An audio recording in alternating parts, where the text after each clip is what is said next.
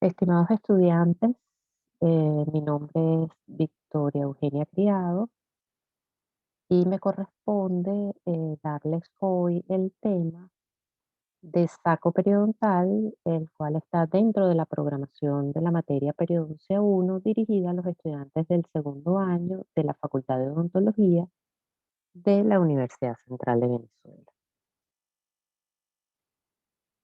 En el contenido de este tema vamos a pasearnos por la definición, la etiología, las características clínicas, la clasificación, la patogénesis, la histología, el contenido del saco, cambios pulpares y las conclusiones. Y aquí les coloco la bibliografía que sería el libro de Periodontología Clínica de Carranza en su 11ª edición. El saco periodontal se define como la profundización patológica del surco gingival y constituye una característica importante de la enfermedad periodontal. Llámese enfermedad periodontal, gingivitis o periodontitis. Es importante que nos centremos en esta área que en este diagrama representa la normalidad para luego poder entender qué es lo que sucede, qué es lo que vemos en el lado derecho, que es la patología. Es decir, vamos a ubicarnos en esta área donde podemos definir o encontrar el epitelio externo o el epitelio gingival, el epitelio interno del surco, el epitelio de unión, las fibras gingivales, el hueso.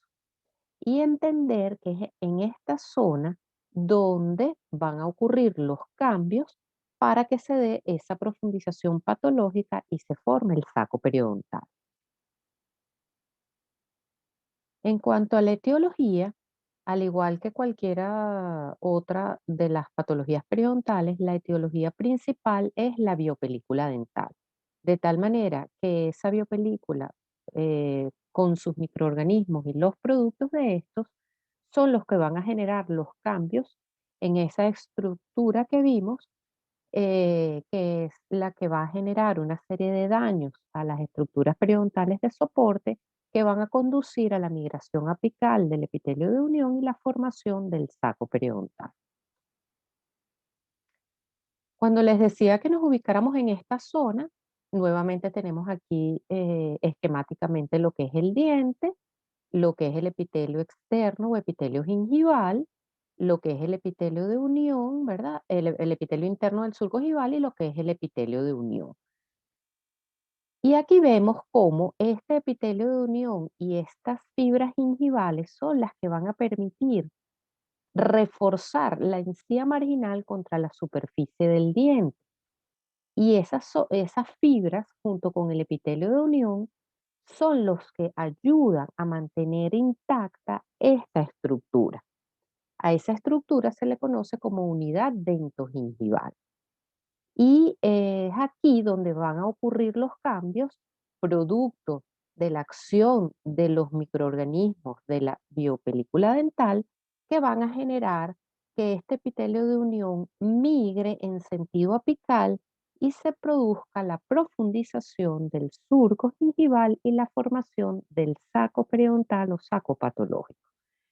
Aquí tenemos entonces otro dibujo esquemático donde podemos ver el epitelio externo o epitelio bucal, el epitelio interno del surco gingival y el epitelio de unión. Y aquí, por supuesto, estaría ubicado el diente.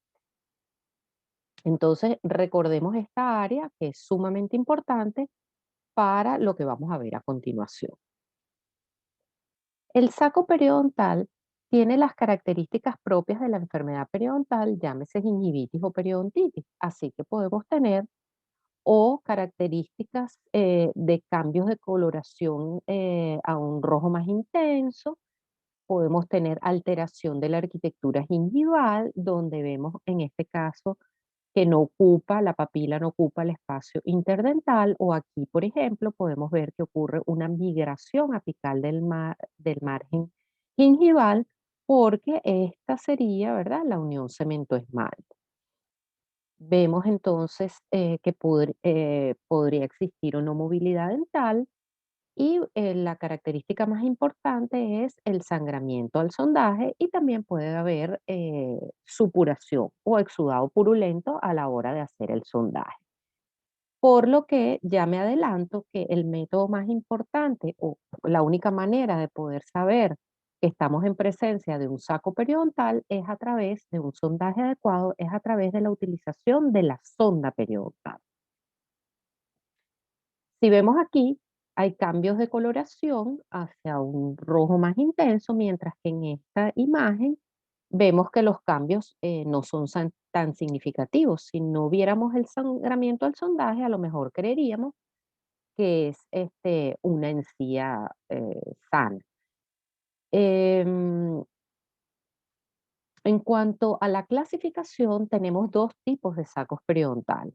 El saco gingival, que también podemos encontrar que se puede denominar en algunos textos como saco relativo o falso saco, y el saco periodontal o saco verdadero o saco absoluto.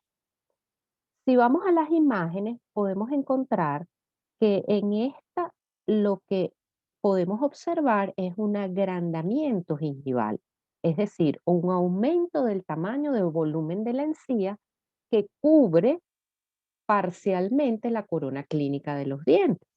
Mientras que si nos vamos a esta imagen, podemos encontrar que la encía prácticamente se encuentra en una posición normal, aquí quizás ligeramente migrada 1 milímetro más allá del límite melocementario, pero fíjense hasta dónde llega la sonda periodontal. Entonces, el saco periodontal gingival relativo o falso es aquel que se va a producir por que hay una profundización del surco gingival a expensas de un aumento del tamaño del volumen de la encía, sin que haya destrucción de las estructuras periodontales de soporte, es decir, sin que haya migración apical del epitelio de unión. Simplemente se va a producir el saco porque al introducir la sonda va a medir más porque hay un aumento o un crecimiento, un agrandamiento del tejido gingival. Y por eso podemos tener una mayor profundización, pero es simplemente por un aumento de volumen de la encía, sin que haya destrucción de las estructuras periodontales de soporte, es decir, no hay migración del epitelio de unión.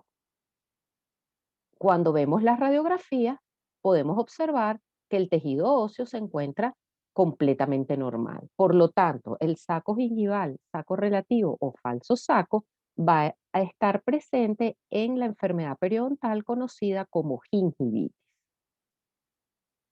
Es importante también de una vez aclarar aquí que cuando nosotros colocamos la sonda periodontal, la estructura anatómica que le hace tope a la sonda periodontal es el epitelio de unión. Así que cuando usted coloque la sonda, así la sonda penetre hasta 8, 9 milímetros, siempre va a tener un tope, nunca va a tocar el hueso y siempre cuando ya es 8, 9 milímetros va a ser esa porción coronal que queda del epitelio de unión, pero nunca hay contacto de la sonda con el hueso. Y esto también es importante a la hora de que cuando hacemos, cuando llenamos la historia clínica, llenamos en el periodontodiagrama y colocamos y hacemos esas 3 mediciones por vestibular y esas 3 mediciones por lingual o palatino, esa raya negra que se produce o que generamos después de haber hecho todas esas mediciones no es el nivel óseo, es el nivel de inserción periodontal porque nunca tocamos hueso, porque imagínese el dolor que produjera eso. Entonces nunca tocamos hueso, sino que siempre tocamos la porción coronal del epitelio de unión. Luego tenemos el saco absoluto o saco verdadero, que es el que sí se va a producir por una destrucción de las estructuras periodontales de soporte y por migración apical de ese epitelio de unión. Entonces eso genera la profundización del surco, pérdida ósea y estamos entonces en presencia de periodontitis. Entonces el saco absoluto verdadero está relacionado con la enfermedad periodontal conocida como periodontitis.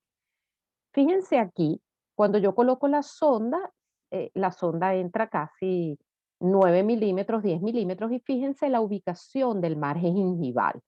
Vemos entonces que hay una ligera migración del margen gingival, aproximadamente de 2 milímetros. Esta es la línea amelocementaria. Por lo tanto, ya, aun cuando no tengamos la radiografía y vemos esto, estamos pensando ya que se trata de un saco absoluto o verdadero. Pero siempre es importante y siempre tenemos que, para diagnosticar enfermedad periodontal, necesitamos la presencia de las radiografías. Aquí entonces podemos ver clínicamente migración apical del margen gingival, inclusive podemos ver imágenes radiopacas, imágenes oscuras compatibles con cálculo dental, que luego vamos a la radiografía y podemos ver la pérdida ósea, y entonces estamos en presencia de periodontitis, y al sondaje profundo podemos entonces concluir que se trata de un saco absoluto o verdadero. Esta imagen me gustó traerla porque, aunque es una imagen esquemática, es lo que está pasando aquí. Cuando nosotros metemos la sonda, lo que nos estamos imaginando es esto. Al penetrar la sonda tantos milímetros, como se ve aquí, estamos imaginándonos que ya no existe hueso. ¿Ok? Entonces el saco absoluto o saco verdadero ocurre por migración apical del epitelio de unión como consecuencia de la destrucción de las estructuras periodontales de soporte, profundización del surco, pérdida ósea, y entonces estamos en presencia de periodontitis. Ahora, el saco periodontal absoluto o verdadero a su vez se clasifica en sacos supraóseos y sacos infraóseos. El saco supraóseo es aquel en el cual la base del saco, o sea, el epitelio de unión, se encuentra coronal con respecto a la cresta del hueso alveolar. Mientras que el saco infraóseo, la base del saco o epitelio de unión, se encuentra apical con respecto a la cresta del hueso alveolar. Entonces, el saco absoluto o saco verdadero a su vez se clasifica en saco supraóseo y saco infraóseo. Saco supraóseo, la base del saco está coronal con respecto a la cresta del hueso alveolar. En el infraóseo, la base del saco se encuentra apical con respecto a la cresta del hueso alveolar. A su vez, el saco infraóseo se va a clasificar de acuerdo al número de paredes remanentes. En realidad, esto ya en casi ningún libro de texto existe. Este, mm, pero a mí me gusta traérselos para que se puedan imaginar qué es lo que sucede, ¿verdad? Con la clasificación del saco infraóseo, eh, donde tenemos entonces que se clasifica de acuerdo entonces al número de paredes remanentes. Entonces se clasifican en sacos de una, de dos y de tres paredes. Hoy en día, las clasificaciones de algunos textos hablan de sacos simples y sacos complejos o compuestos en relación al número de paredes que involucra, de diente, o sea, de las paredes del diente que involucra esta presencia del saco infraóseo. Pero aquí tenemos, por ejemplo, un saco de tres paredes, donde podemos ver si esto es vestibular, allá será, vamos a suponer, lingual o palatino. Entonces tenemos una pared, dos paredes, tres paredes. Y aquí dice que el que tiene mejor pronóstico es el saco de tres paredes, porque hay mayor capacidad de regeneración de esa pérdida ósea a través de la presencia en ese ligamento periodontal, que hay más allí porque ahí no está tan afectado el diente, y allí tenemos entonces las células mesenquimatosas indiferenciadas, que se van a transformar en los diferentes tejidos y van a ayudar a permitir, una vez que se establece el tratamiento periodontal, la regeneración o la mejor cicatrización de estos defectos. Por otra parte, también nos sirve el defecto de tres paredes, es el de mejor pronóstico porque también nos permite alojar los materiales de relleno. O sea, nos permite que se retenga cualquier material de relleno. Si, por ejemplo, vemos este que tiene dos paredes, digamos la pared lingual o palatina y la pared mesial, si nosotros colocamos algún material de relleno aquí, ese material de relleno se va a escapar.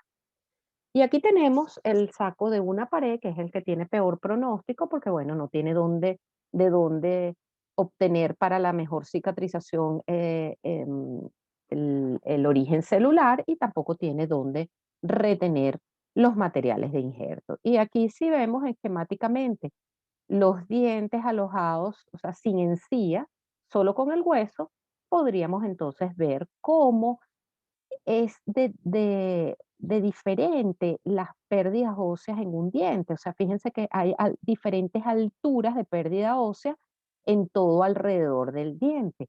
Y por eso, clínicamente, a veces nosotros hacemos lo que se llama caminar con la sonda y vamos sondeando alrededor de todo el diente y vamos viendo cómo ese diente en su alrededor tiene diferentes alturas de profundidad de sondaje y niveles de inserción, pero que están representados simplemente por las diferentes alturas de esa pérdida ósea.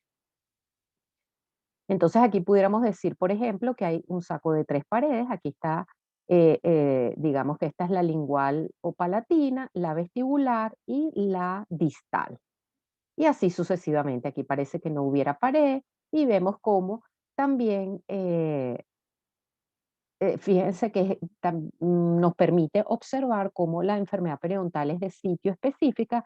Vemos que aquí, si colocamos la sonda, va a haber profundidad y un defecto óseo, y sin embargo, en la cara mesial de este molar, el hueso está casi normal, porque si esta es la línea melocementaria, acuérdense que el hueso está más o menos a 1,5, 2 milímetros de esa línea.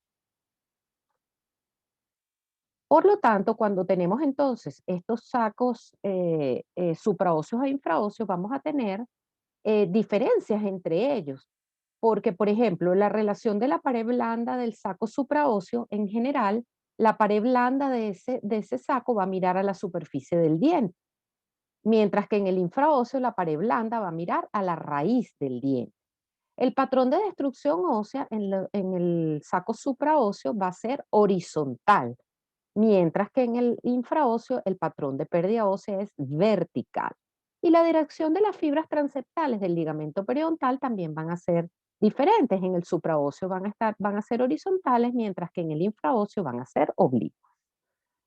En cuanto a la patogénesis, los sacos periodontales son originados por los microorganismos y sus productos que ocasionan las alteraciones patológicas en los tejidos. Se van a producir cambios inflamatorios en la pared de tejido conjuntivo del surco gingival producidos por el acúmulo de la biopelícula dental. Ese exudado inflamatorio celular y líquido produce degeneración del tejido conjuntivo y de las fibras colágenas. El epitelio de unión prolifera, ¿verdad? En sentido apical a lo largo de toda la superficie radicular, se separa coronalmente y se genera esa profundización del surco gingival. El tejido conjuntivo inflamado infiltra ese epitelio de la pared lateral del saco, conduciendo a diferentes grados de degeneración y de necrosis. Histopatológicamente, aquí vemos una imagen histológica donde tenemos un diente, otro diente, hueso, el tejido conjuntivo densamente infiltrado, un epitelio con ciertos grados de degeneración y de necrosis, que también nos permiten ver la presencia de los mamelones epiteliales proyectados al interior del tejido conjuntivo. Es una histopatología básicamente no muy determinante, pues, o sea, no porque yo corte este pedazo de encía y se la mande al patólogo me va a decir que es un saco periodontal, simplemente va a encontrar que hay un tejido conjuntivo que está edematoso, densamente infiltrados básicamente con plasmocitos, linfocitos y polimorfos nucleares, que los vasos sanguíneos aumentan en número, que están dilatados, engurgitados, que hay nuevas células endoteliales, hay nueva formación de capilares y de fibroblastos y fibras colágenas, porque hay un intento del organismo de tratar de compensar y de resolver y de cicatrizar el problema. Es por eso que nosotros, la histología es lo que nos va a dar la clínica. Cuando inicié la clase, hablábamos de que habían dos tipos de clínica, una clínica que podía ser la encía alterada en forma, color, textura, etcétera, pero que podía ser un color más rojo, más, o sea, más, un rojo más, un cambio de coloración más intenso. Eso pasa cuando este infiltrado inflamatorio es tal que produce un adelgazamiento de este tejido epitelial y lo que se refleja clínicamente es estos vasos sanguíneos ingurgitados, el retardo en el retorno venoso, y entonces vemos una encía lisa, brillante, edematosa que sangra con facilidad. Mientras que si vemos este intento, o sea, lo que predomina es el intento del organismo de tratar de cicatrizar y de formar fibroblastos, fibras colágenas, nuevas células, etcétera, entonces veremos clínicamente un tejido que se parece más a la normalidad. Inclusive vamos a ver, como les cuento aquí, las proyecciones del epitelio dentro del tejido conjuntivo y del conjuntivo dentro del epitelio, que se traduce clínicamente como el puntillado característico y que puede estar presente ese puntillado característico, un color parecido a la normalidad y sin embargo colocamos una sonda y puede tener 7 milímetros de profundidad porque ya sabemos que ese puntillado característico no está asociado a salud periodontal. Entonces, es importante que tengamos en cuenta que aunque no nos dejemos engañar por la clínica, sino que tenemos que hacer un sondaje adecuado para poder saber dónde estamos ubicados y al igual es necesario tener las radiografías. El saco periodontal va a tener entonces, como hablamos anteriormente, por un lado la pared blanda, que ya dijimos que era distinta cuando se trataba de sacos infraóseos, sacos infraóseos o sacos supraóseos, pero también vamos a tener una pared radicular. Esa pared radicular de ese diente va a estar en íntimo contacto con el medio bucal y por eso se van a producir una serie de cambios en esa pared radicular, cambios estructurales, cambios químicos y cambios citotóxicos. Los cambios estructurales tienen que ver con la presencia de gránulos patogénicos que están asociados a la presencia de acúmulos bacterianos, zonas de mayor mineralización por el intercambio iónico que hay con esa pared radicular y el medio bucal y la presencia, ¿verdad?, de los de calcio, fosfato, magnesio, etcétera, y zonas de desmineralización que van a estar asociadas a la presencia de caries radiculares. Esos cambios químicos que también están asociados, ¿verdad? Con lo que se representa mayor o menor mineralización, es el contenido mineral de ese cemento expuesto que puede aumentar en las superficies radiculares enfermas al estar en contacto con el medio bucal y los cambios citotóxicos en esa superficie radicular están asociados a la presencia de penetración bacteriana a nivel de las uniones cemento-dentinarias, como también aquellas irregularidades que se puedan encontrar en esas superficies radiculares enfermas y se han encontrado presencia de endotoxinas y otros productos bacterianos. Porque vamos a ver a qué está expuesta esa pared radicular por el contenido que tiene ese saco patológico. Recuerden que esa encía se pega y se despega del diente y permite la penetración de todo lo que hay en la cavidad bucal dentro de ese saco periodontal. Entonces, cuando hablamos del contenido del saco, encontramos que hay microorganismos y sus productos, enzimas, endotoxinas, biopelícula dental, fluido gingival, restos de alimentos, células epiteliales descamadas, leucocitos. Entonces, esto es lo que yo les digo, ¿verdad?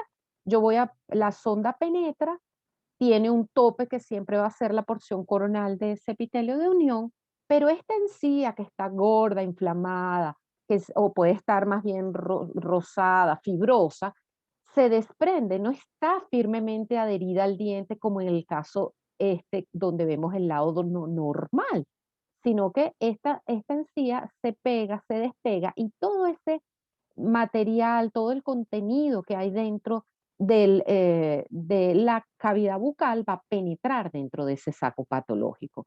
¿Y qué es lo que va a traer como consecuencia? Una serie de cambios pulpares que pueden o no estar asociados a la presencia del saco periodontal.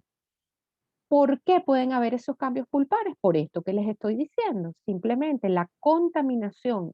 Fíjense que aquí está el órgano pulpar representado esquemáticamente. Imagínense que el órgano pulpar va por aquí también.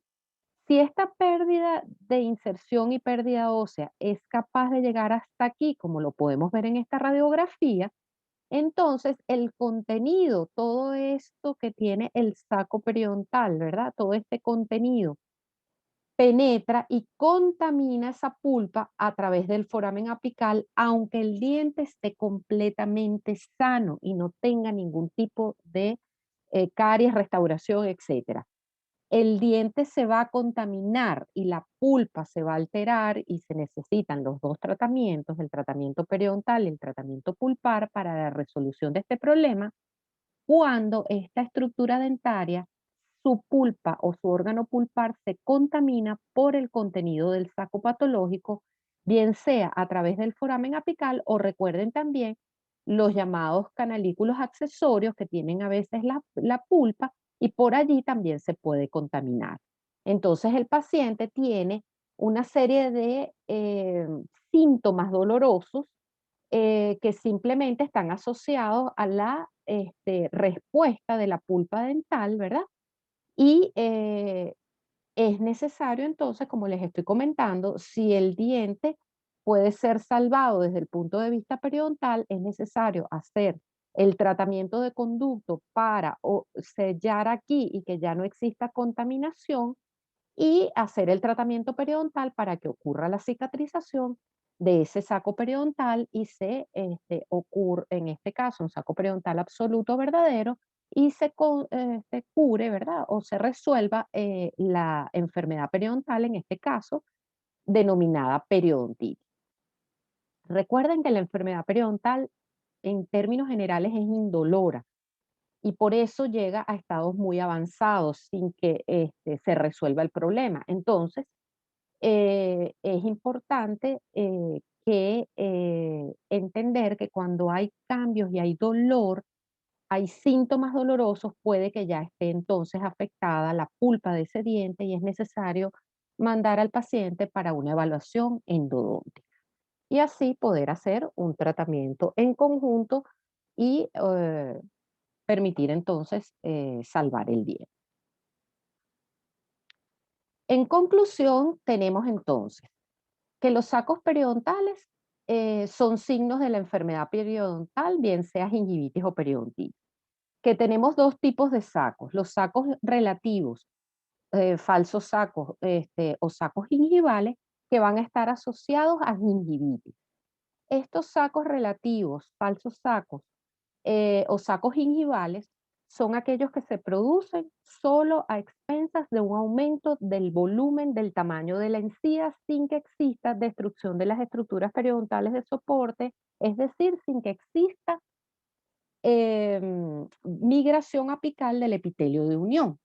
Entonces estamos en presencia de gingivitis. Cuando tenemos sacos absolutos o sacos verdaderos, es cuando ya se produjo la destrucción de las estructuras periodontales de soporte, hubo profundización del surco gingival por la pérdida ósea, por la migración apical del epitelio de unión y estamos entonces en presencia de periodontitis. Que el saco absoluto, entender que se clasifica también en sacos supraóseos y sacos infraóseos y que el saco infraóseo se va a dividir o clasificar de acuerdo al número de paredes remanentes y que el saco de mejor pronóstico es el saco de 3 paredes. Básicamente esa es la clase de hoy y entender simplemente que el saco es un signo de la enfermedad periodontal, llámese enfermedad periodontal, gingivitis o periodontitis. Es una característica clínica de la enfermedad. Bueno, muchísimas gracias.